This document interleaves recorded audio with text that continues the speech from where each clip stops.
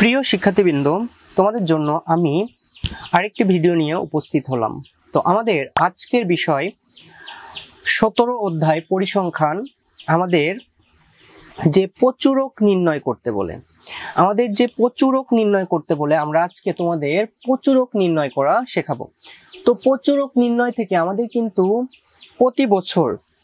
প্রতি বছরই দুই টাইপের কোশ্চেন আসে। একটা ক নম্বরে আসে, সেটা কি বলতো, যে প্রচুরক শ্রেণীর মধ্যমান নির্ণয় করো। কি আসে বলতো? প্রচুরক শ্রেণীর মধ্যমান নির্ণয়।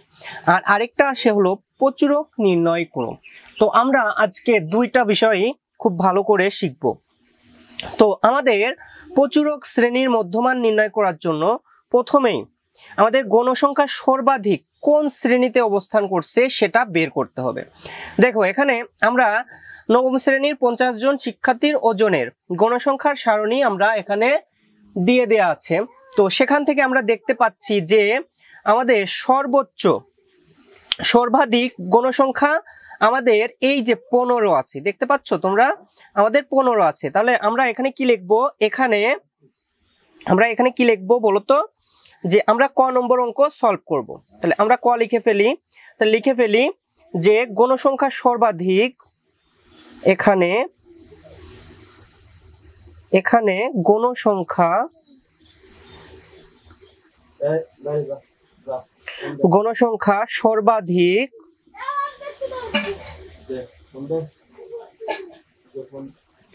সর্বাধিক কতবার বলতো? 15 বার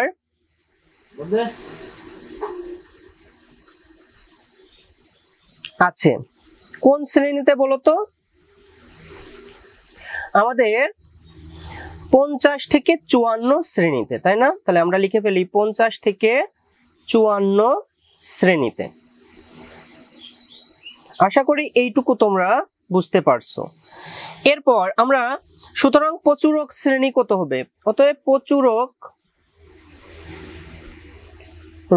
শ্রেণী হবে আমাদের কত বলতো?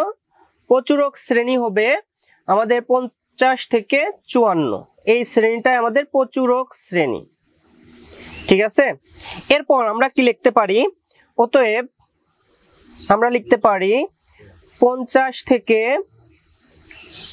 54 শ্রেণীর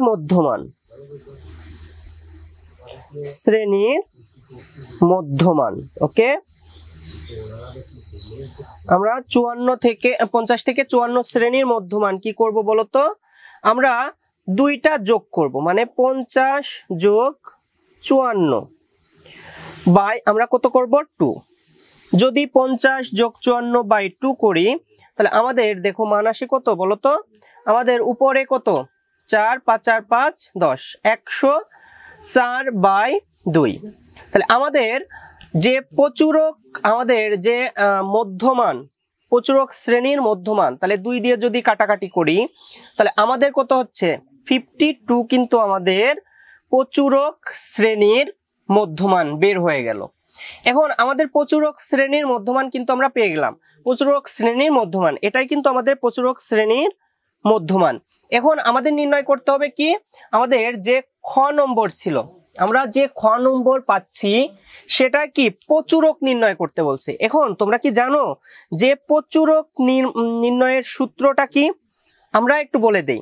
প্রচুরক সমান আমরা কি জানি? দেখো, প্রচুরক সমান L plus F1 by F1 plus F2 cross আমাদের কি H, তাই না? তো আমাদের এইটা কিন্তু প্রচুরকের কি সূত্র, প্রচুরক নির্ণয় করা সূত্র। তো এলটা কি? আমি আগেই বলছিলাম, এর আগে আমরা গড় আর মধ্যক নির্ণয়ে বলছিলাম যে শ্রেণীতে আমাদের মধ্যক থাকে সেই শ্রেণীতেই আমাদের কি এল এর সর্বনিম্ন মান, মানে ওই শ্রেণীর সর্বনিম্ন মানটাই হলো আমাদের এল, তাই না? তাহলে আমাদের সর্বোচ্চ আমাদের মধ্যক শ্রেণী কোনটা? 15। তাহলে আমাদের গণসংখ্যা 15 সর্বোচ্চ এখানে আছে, তাহলে মধ্যক শ্রেণী আমাদের এই 15।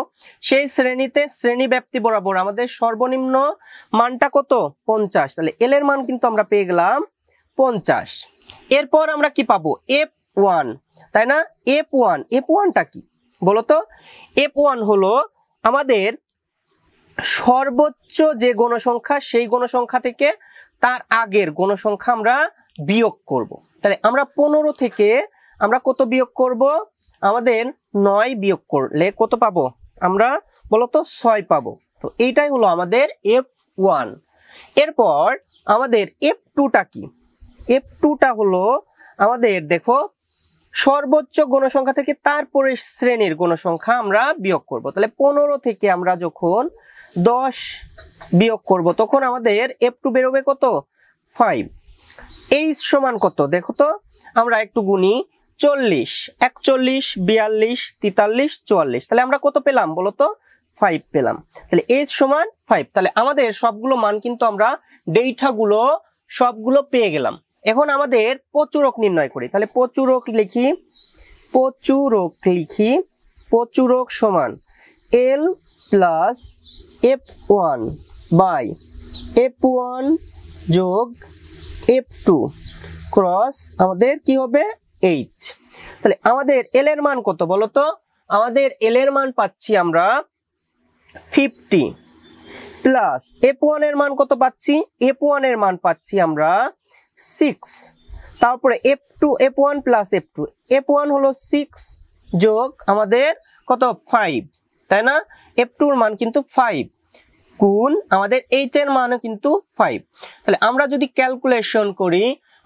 ক্যালকুলেশন করি তাহলে আমরা কত পাচ্ছি বলতো? আমাদের ক্যালকুলেশন করলে এখানে 50 যোগ 6 বাই 6 আর 5 কত? 11, তাই না? 11, তাই না? আমরা পাচ্ছি কত? 11। আর নিচে 5 গুণ আমাদের এই 6 এর সাথে 5 গুণ হয়ে যাচ্ছে, তাহলে 5 ছক 30। তাহলে আমরা যদি একটু লিখি তাহলে কত পাচ্ছি বলতো? যদি ভাগ করি 30 ভাগ 11, তাহলে আমরা পাচ্ছি 30 ভাগ 11 করলে 2.73 পাচ্ছি, 2.73 পাচ্ছি। ঠিক আছে? তাহলে এটা যদি যোগ করি তাহলে আমাদের কত আসতেছে দেখো তো? 52.73। দেখো আমরা কিন্তু মধ্যক শ্রেণীর মধ্যমানও কিন্তু আমরা 52 পাইছিলাম। তো অ্যান্সারের সাথে কিন্তু এটাই কিন্তু আমাদের মিল, যে শ্রেণীতে আমাদের মধ্যক শ্রেণীর মধ্যমান থাকবে সেই শ্রেণীতে আমাদের প্রচুরকের মানটা থাকবে। তো আশা করি তোমরা এই যে প্রচুরক নির্ণয় করা খুব ভালো করে শিখে গেছো। যদি ভালো করে শিখে থাকো অবশ্যই চ্যানেলকে সাবস্ক্রাইব করো এবং তোমার বন্ধুদের সাথে শেয়ার করো। তো আজ এ পর্যন্তই। সবাই ভালো থাকো, সুস্থ থাকো।